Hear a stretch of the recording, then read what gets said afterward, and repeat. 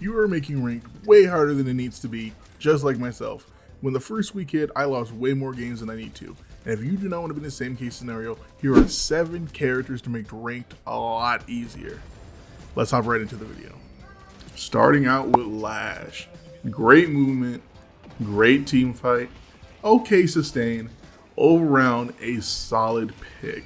Now, Lashes are super annoying. Their ultimates can easily persuade the team fight to win the game.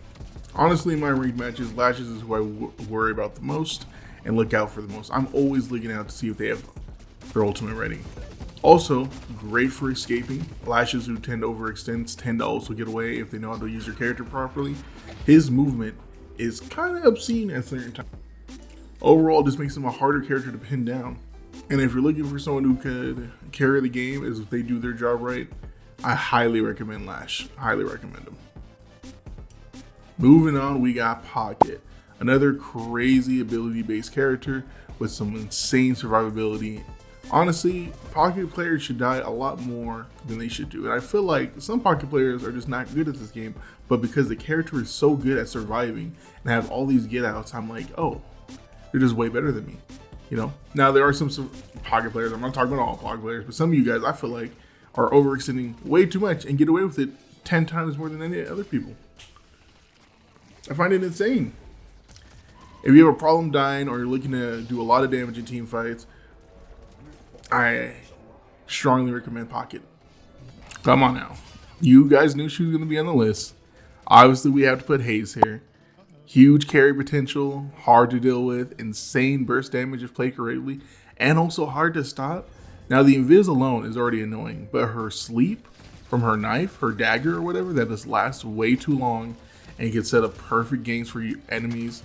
It's just, she has a lot of survivability. It's insane. The lifesteal, you have to build against her. If you don't build against her properly and she's fed, you're just kind of throwing.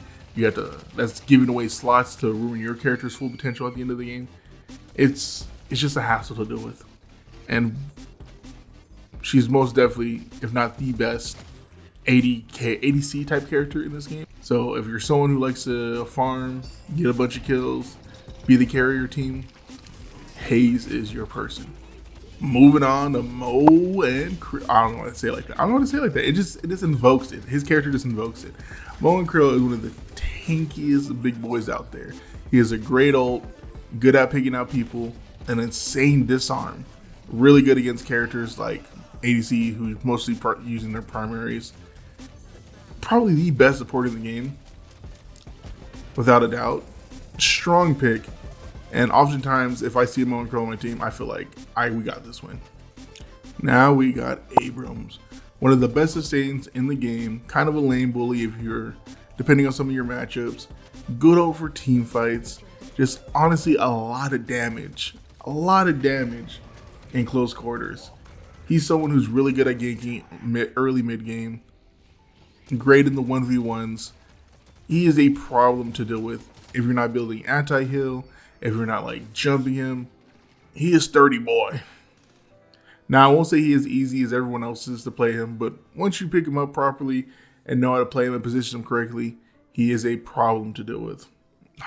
Now, we have Shiv. Now, he's not as crazy as he used to be. They did nerf him recently, but he is still such a good, solid pick. He is great in the 1v1s. He's hard to kill. He's a distant poke. And he's very easy to get fed, honestly. Like, his team fighting is just that strong. His execute on his ult, very, very beneficial, especially with a lot of people healing in this game.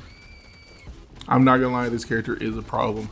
Some of his builds allow him to be way tankier than he should be as a character, and some of his assassin builds I feel like are too assassin-like, but obviously get the job done. Last but not least, I gotta go with 7. He has massive damage, great farm clear speed, huge team fight power. Honestly, probably the best farmer in the game. I say his stuns to his massive clears to his burst damage from his gun, I feel like in any situation, he's going to be hella useful. And he's very easy to use. This character is very easy to use.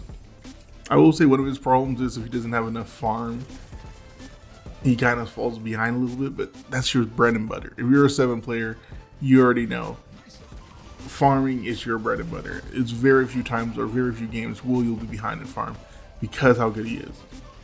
And that's going to do it my top 7 characters for ranked.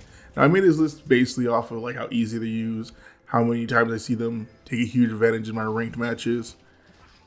Now, this list could change over time. You know, patches come out frequently. If I said anything on the list that you may disagree with, it, please leave it down in the comments down below. I love to hear other people's opinions on this type of stuff as this game is still in beta. But yeah, with that being said, I hope you all have a good day.